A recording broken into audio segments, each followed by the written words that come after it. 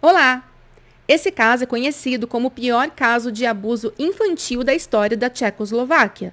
E é tão peculiar que já teve 2 filmes famosos de terror baseados nele, A Órfã 1 e A Órfã 2. Só que a história verdadeira talvez seja muito mais bizarra que a dos filmes. No mínimo, é muito chocante, porque ela envolve, prestem bem atenção, uma mulher de 33 anos que se passava por uma pré-adolescente e manipulava as pessoas, além de ser uma criminosa e ter confundido até a polícia. Como assim? Mas antes, se você gosta de casos criminais, misteriosos e sobrenaturais, já aproveite esses segundos para se inscrever aqui no canal, que você me ajuda muito a continuar vindo aqui trazendo novas histórias. Toda semana tem pelo menos um vídeo novo. Eu sou a Márcia Gândara, esse é o Relatos Sombrios e vamos para o caso de hoje. Bárbara Skrolova nasceu na República Tcheca em 75 e, assim como em Esther, a personagem em A Órfã, a Bárbara nasceu com hipopituitarismo, uma condição médica rara que faz uma pessoa adulta aparentar ser uma criança ou uma pré-adolescente. Ela passou os primeiros anos de vida em consultas médicas por conta de sua condição e, com o passar do tempo, a Bárbara também ela segue desenvolvendo um comportamento cada vez mais hostil. Com isso, ela foi encaminhada para um tratamento psiquiátrico, sendo diagnosticada com perturbação de identidade. Aos 18 anos, então, ela decidiu fugir de sua casa e ela conheceu 2 irmãs extremamente religiosas, Katerina e Klara Mauerova, e é importante eu contar um pouco sobre essas 2 irmãs para vocês tentarem entender o porquê dessa combinação dessas 3 mulheres junto ter sido uma péssima, para não dizer outra palavra, pior. E não ficou assim muito claro como que a Bárbara conheceu essas 2 mulheres. O fato é que ela foi se apegando, foi fazendo amizade, e aí ela passou a morar com as 2 irmãs e os 2 filhos da Klara. Essas irmãs, a Klara e a Katerina, nascidas em 75 e 82, elas também tinham problemas de comportamento. Sabe-se que as 2 tinham delírios religiosos desde pequenas, chegando ao ponto da Klara tentar sufocar a Katerina com travesseiro para depois trazer a irmã de volta à vida e assim atingir um certo status divino.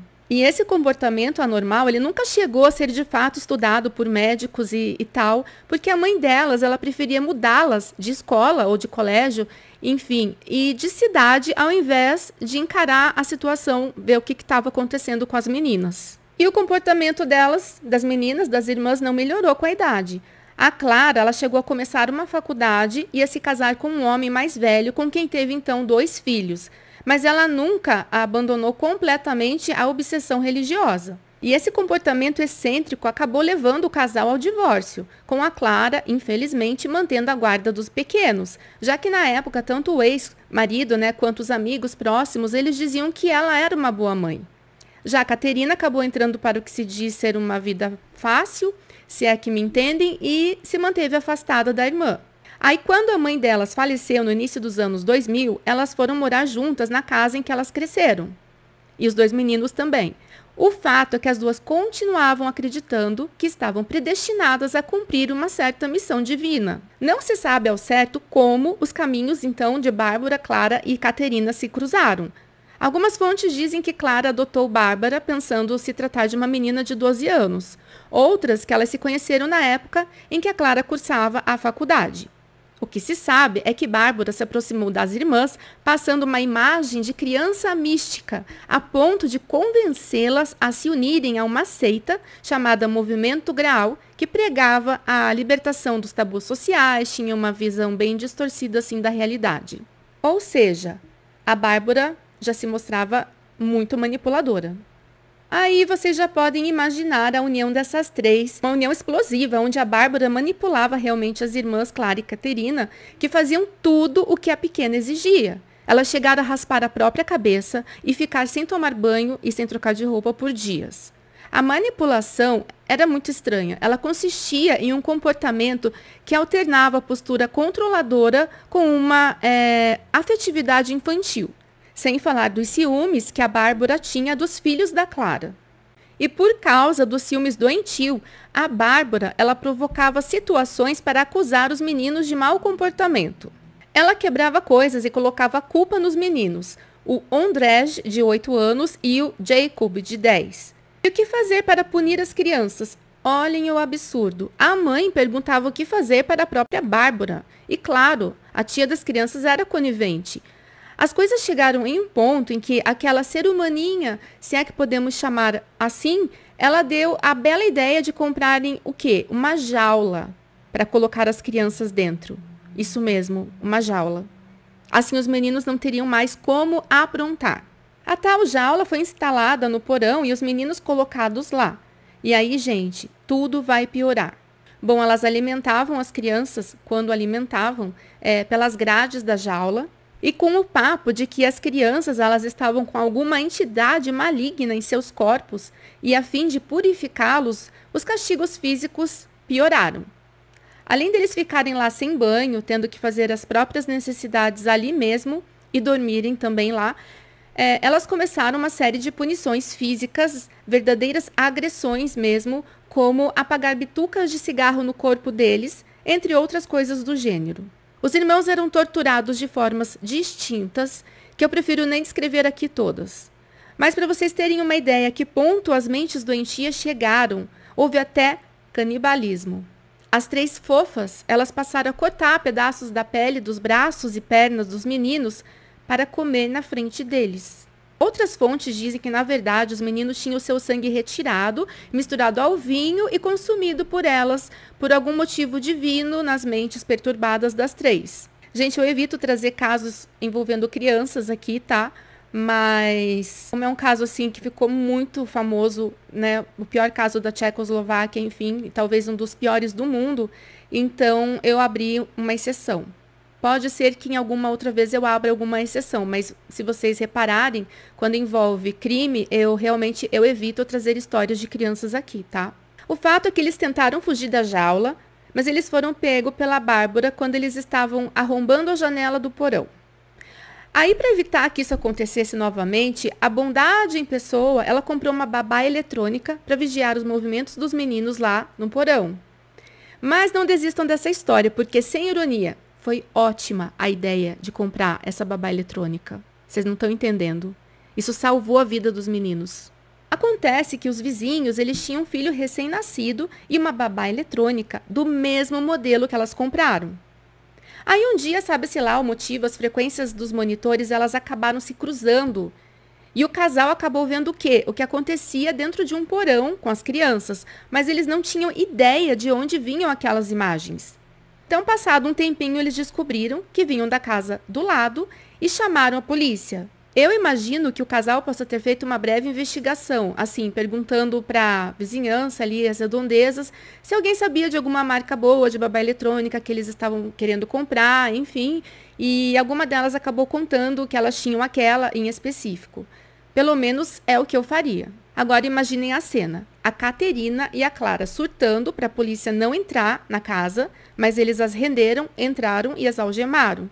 No porão onde os meninos estavam há um ano, um deles estava desmaiado e o outro em estado de choque. Agora, pasmem, de dentro da casa saiu uma menina com cara de assustada em direção aos policiais e ela se atirou nos braços de um dos agentes da polícia. Ela disse se chamar Anica e ter 12 anos e ser filha adotiva da Clara. Adivinhem só quem era? A angelical Bárbara. A polícia se descuidou e a Bárbara simplesmente ela sumiu. Os meninos, os irmãos, eles foram levados para o hospital e assim que eles tiveram alta e tudo mais, eles passaram a morar com o pai biológico. Quando a polícia tcheca descobriu que a Anica não era quem ela afirmava ser, a Bárbara, então ela já havia fugido do país com a ajuda de um casal ligado à seita. Essa é uma das versões. Eles permitiram que ela utilizasse o passaporte do filho deles, chamado Adam, para entrar na Dinamarca e, posteriormente, na Noruega. A outra versão diz que eles adotaram a Bárbara, tipo assim, eles também não sabiam que ela era uma adulta. Esse mesmo casal, então, ele matriculou a Bárbara em uma escola próxima a Oslo, apresentando-a como Adam, de 13 anos.